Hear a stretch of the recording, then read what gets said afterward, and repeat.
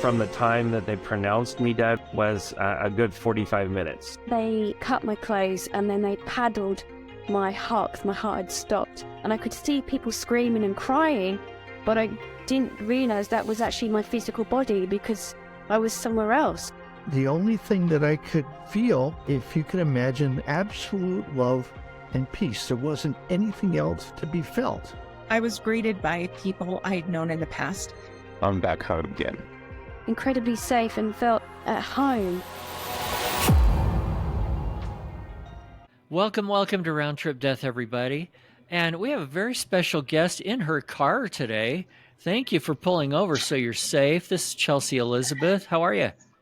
I'm doing well, yes, avoiding the spring breakers who have launched to our beautiful Florida for the 60-degree windy weather today. If you're in Florida listening, sorry guys, it's not a beach day. Well, that doesn't sound all that bad to me right now. Being up in the mountains, it's a little bit colder than that. But enough for the weather. Before we jump into your near-death experience, and I'm going to give it a little tease here, it has something to do with a great big dog. It does. Great big dog. Before we jump in there, tell us who is Chelsea.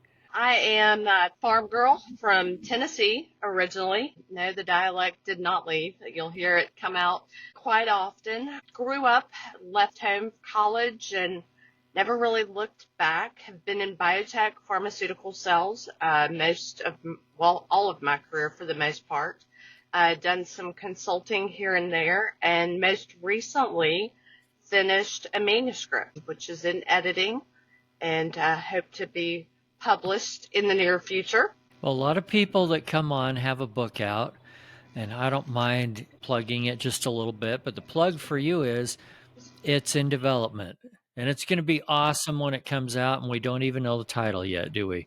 I don't even know the title.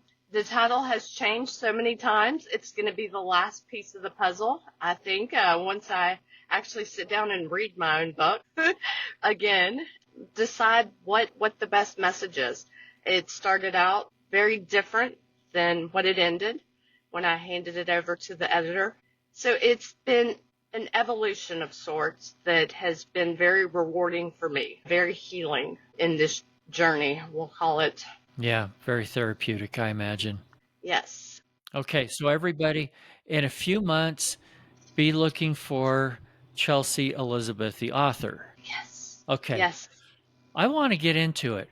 You are a dog lover. Give us a little bit of background. What kind of dogs did you grow up with? So growing up, I was raised with golden retrievers. And in the backyard, we had beef cattle. And then along the way, I would pick up any stray dog, cat, squirrel, you name it. It came to the farm with me. And animals were always my happy place. Just when life kind of got you down, it's just go snuggle with your pup. Being single, you want to come home and you've got this tail wagging, somebody excited to see you, and rescuing, just giving any animal, even humans even, the chance to thrive. Once I got my first home, began rescuing, wanted big dogs. I'm a little person, and so started with Great Danes and fell in love with Abigail, the first one, and ever since have been adopting Great Danes. I currently have Amelia, who is my 7-year-old, and she's a rescue. It was late July, early August, I adopted another Great Dane, a male.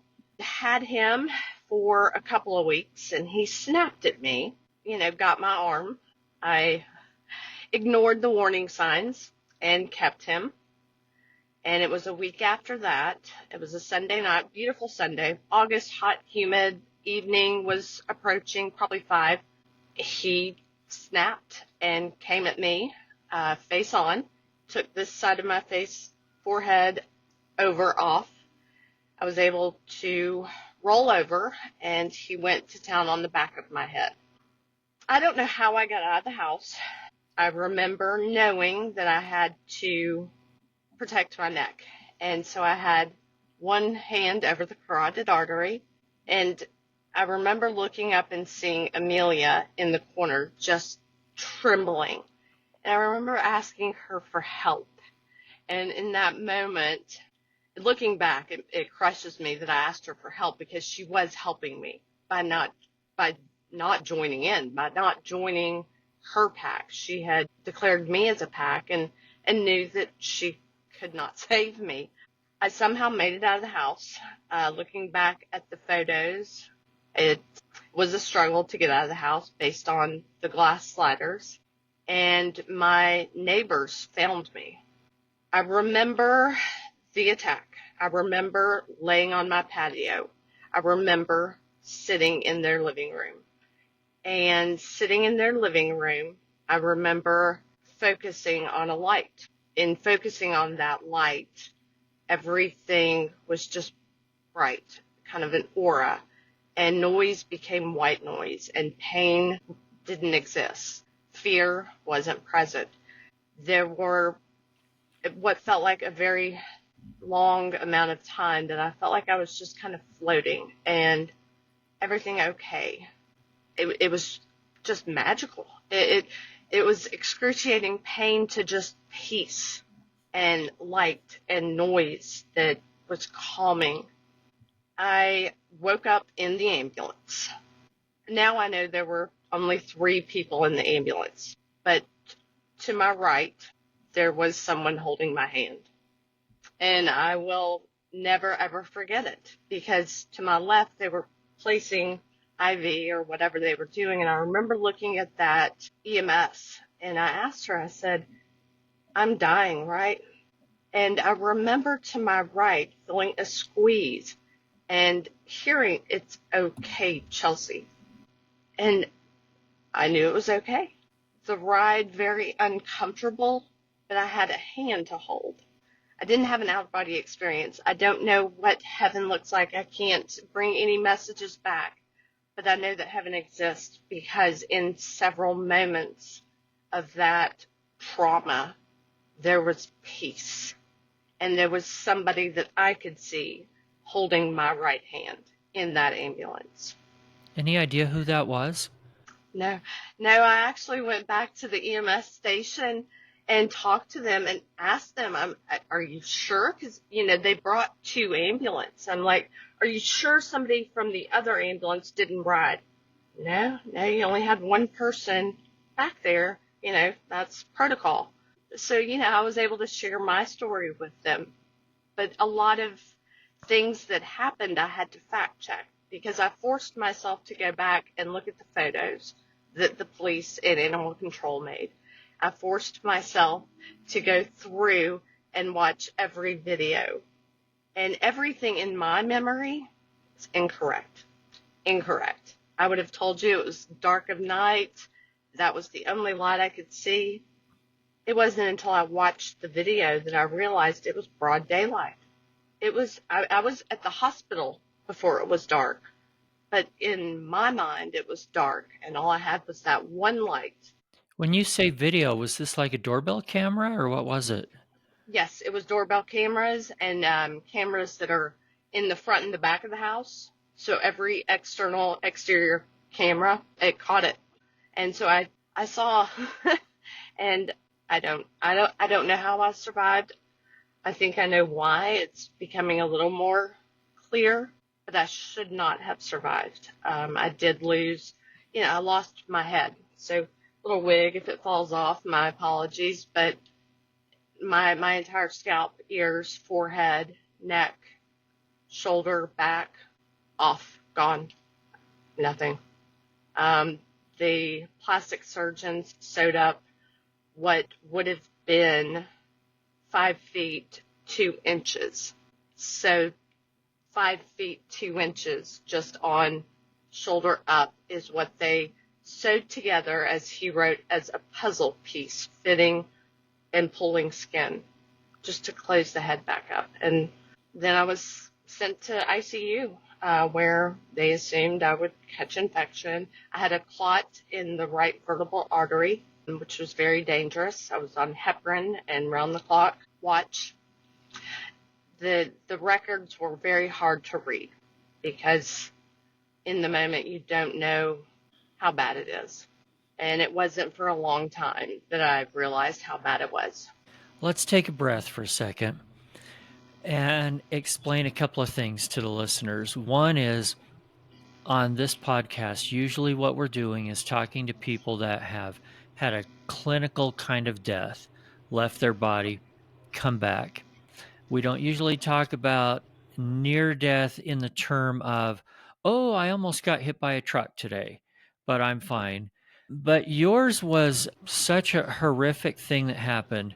And you said you didn't have an out of body experience, but it is awfully close or similar, or something spiritual was going on when you talk about the light and this being that was holding your hand. And we're going to come back to a little bit more of those details. The other thing I wanted to interject here was, I've known some Great Danes, and they seem to be the most friendly, big, lick your face to death, wonderful dogs out there. Has that also been your experience? And what do you think happened with this particular one that day? That has always been my experience. Every single Great Dane I've had, count them 8, just thinks they're pocket poodle size, crawl up in your lap, lean on you, love you, lick you, just follow you everywhere. I've never had to leash one of mine. They want to touch you all the time. So they follow you everywhere you go. I had a son, he's 12 now. When he was an infant, I had 2 Great Danes. He would roll all over them, play in the floor. He'd run himself until he fell over to take a nap. And they would be on either side guarding him. Abigail would sleep in front of his door. Yeah, they're just not aggressive animals at all.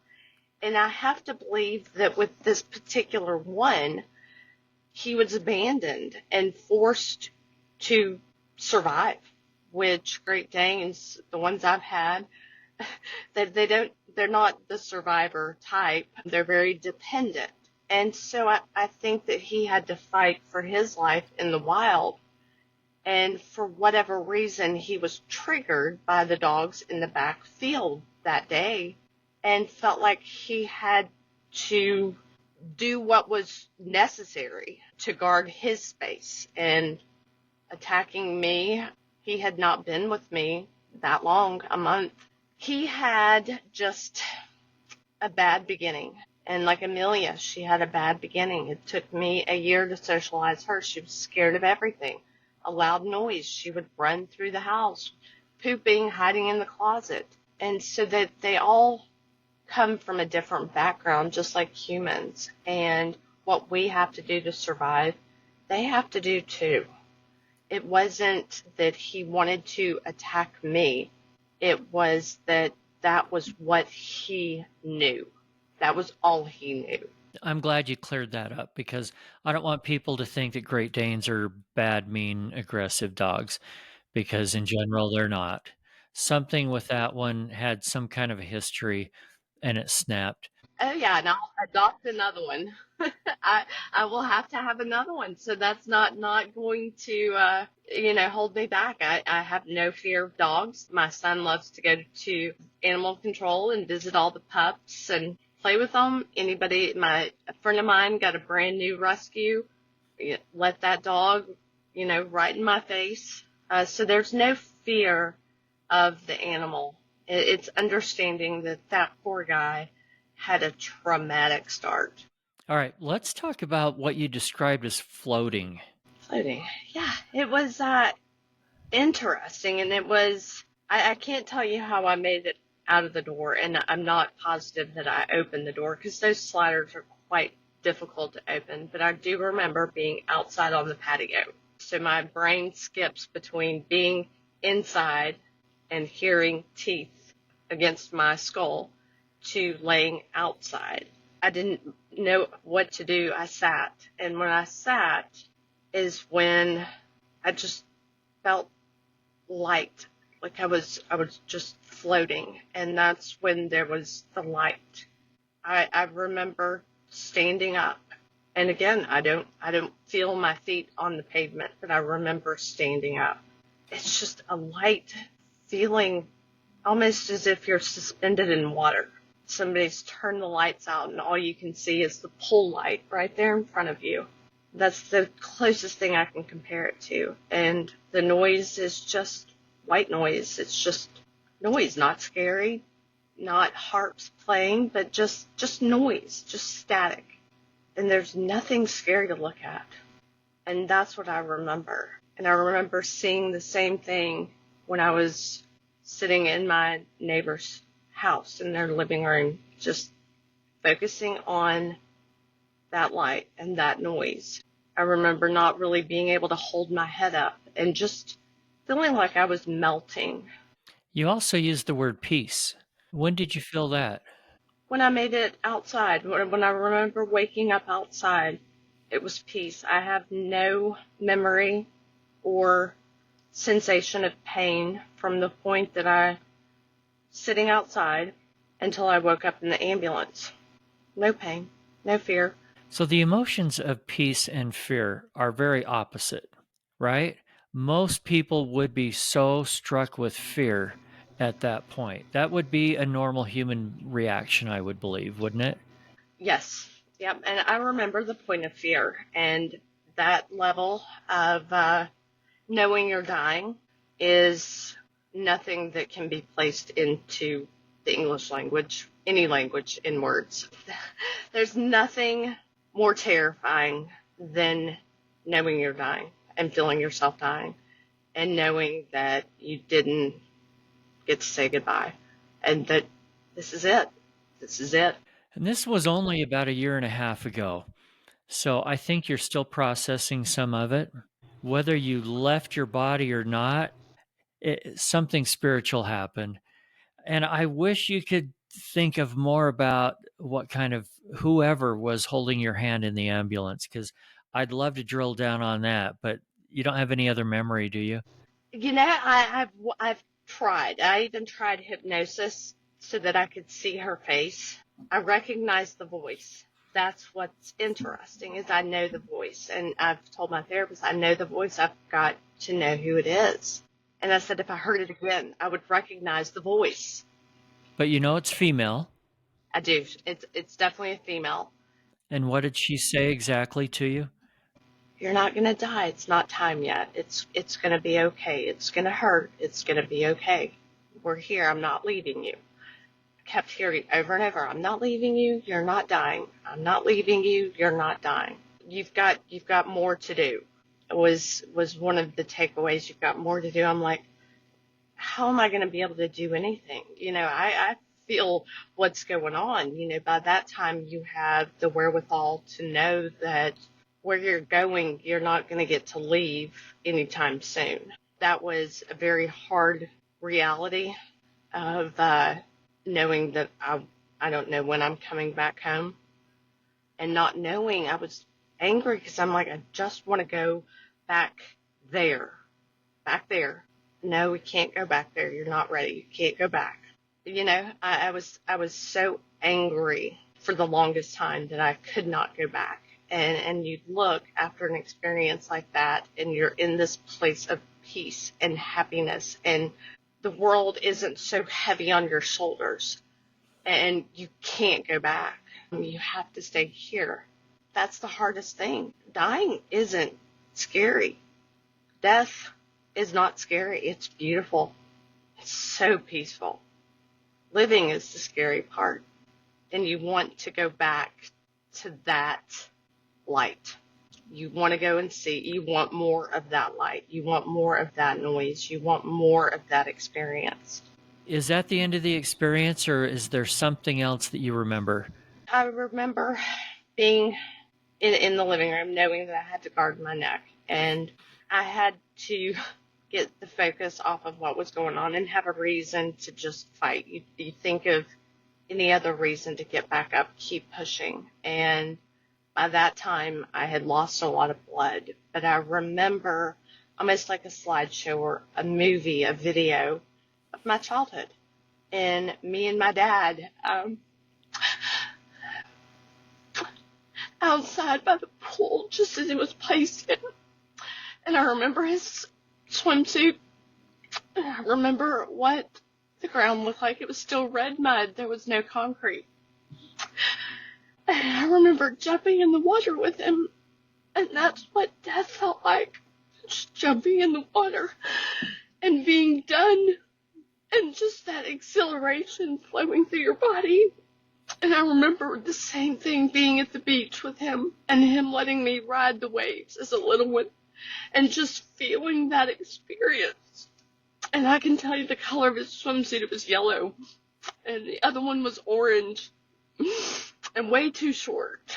But I remember those childhood moments and being at home, laying on Dane, our first dog, and playing with her litter of puppies. And that's where I went in that moment.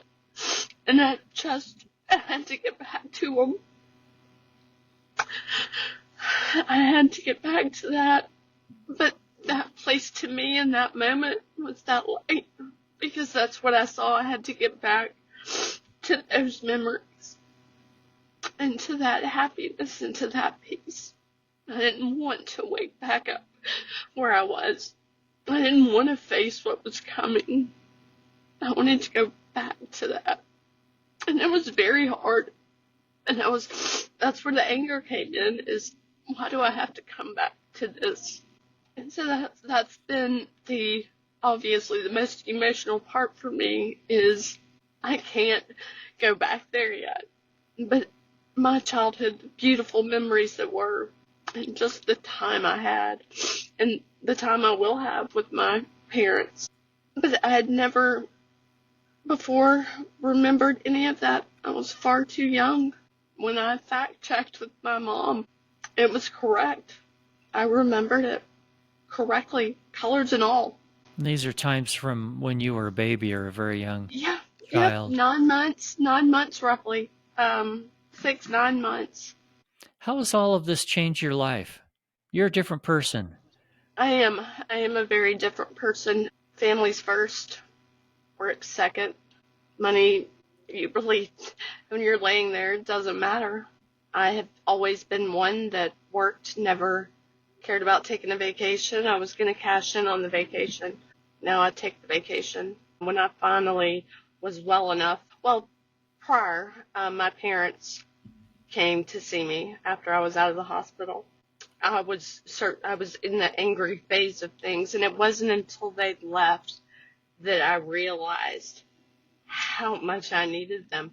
And I think the second they pulled out of my driveway, I packed my suitcase, put Amelia in the car, and we went home for what was going to be a week. It ended up being 4 months. And I just stayed, was with my mom, my dad, my aunts, my uncles, my cousins. That was very healing for me. Just being around the people you love and not worrying about anything else, not worrying about status quos or societal opinions or how much money's in the bank. Just spending the moments with the people you love and just having those hugs and those conversations. I would not change a single day of that 4 months. I just wish I could have extended it even more. Priorities certainly shift when you wake up. What mattered before doesn't matter anymore. I don't have anybody to impress. I don't have any kind of legacy, anything to leave other than every day I encounter an angel. That's one day they take the shovel out of my hand. And that's what I say. God, if I've got to live here, put an angel in front of me that takes the shovel, because I want to dig my own grave. And he's done that. He's done that every day in the most unsuspecting places. Somebody comes by and takes the shovel out of my hand. That's all we can do, is take it day by day. Well, that's beautiful. Last thing, any advice for someone that has just been going through a really difficult something, whether it's a regular trial or something hugely physical as well as emotional? Feel. If you're mad, be mad. If you're sad, cry. If you're hurt, be hurt. Don't pretend you're something that you're not, because that's what I did, and it nearly killed me pretending I'm happy, pretending I'm well, pretending I'm okay when I wasn't. Live your truth. Hurt, feel, cry, do it in public. Because until you feel, you don't know why you feel. You don't know what's behind it. There's so much emotion. For me, there was so much emotion that I didn't know what was behind it. There was more. I wasn't mad at the dog. I wasn't mad at anybody. I was just mad. When I finally was able to work the anger out, I was able to cry. And I'm not a crier. The fact that I cried on this podcast is pretty remarkable. That's a huge hurdle that I jumped. I don't cry. And I've learned to cry. And I've learned to be sad. And I've learned to find the emotion that's real. You know, that's the book. It took a turn because where I started wasn't where I ended up. The message changed completely as I understood myself. And the most difficult part to understand is that while I'm living, breathing, and seeing myself in a mirror, I've got to grieve my own death because the life I had before is gone. Those people that were there before, their life went on. While I was in the hospital, while I was in wound care, they kept living. And I can't pick back up 6 months later and expect everything to be the same. My life stopped. Theirs went on. And I've got to grieve the death of that life. And when you go through anything traumatic, you're not supposed to be the same. You're not supposed to come out the same on the other side. It's impossible.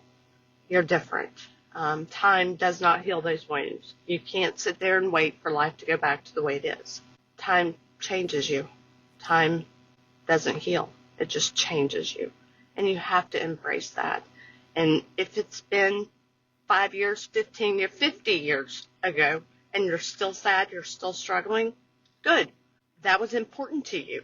You should still be sad. You should still feel the love that was. We're not supposed to just turn off human emotion and move on like nothing happened. We're supposed to remember what was, embrace it, love it, feel what was, and make today better because of it. We're not supposed to leave it behind, close the book, and move on. And I'm so sick of people saying, just get over it. No, don't just get over it. That's not love. You don't just get over the love you have for yourself or for the loved one that you lost or the friends, the boyfriend, the dog. I still cry now over my first Great Dane, Abigail. It's time to normalize pain. It's time to say it's okay to cry in public. It's okay to voice. It's okay. You're stronger if you're not okay than if you run around pretending you're okay. You can't do it. And you should be able to talk about it whenever, however you want to. And if nobody will listen to you, I will. I'll listen. I'll give your phone number out to everybody. Yeah. I'm kidding. I would not do that. But Chelsea, you are a strong person, and thank you so much for sharing all of this with us today. I hope there's one person out there that just needs to know it's okay to be sad. It's okay to be sad. It is.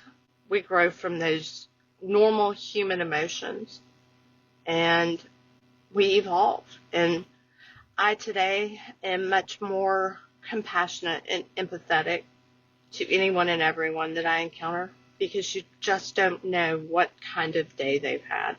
We hear it all the time, but take that seriously. You don't know what they're facing or what they have faced. So just be compassionate. Live with love. Thanks again for listening and sharing this podcast. Don't forget to hit the follow or subscribe button and sign up for our newsletter at roundtripdeath.com. If you want to share your near-death experience, or if you have questions or comments about the show, send an email to eric@roundtripdeath.com. Until then, I wish you everything good that you're looking for in this life and the next.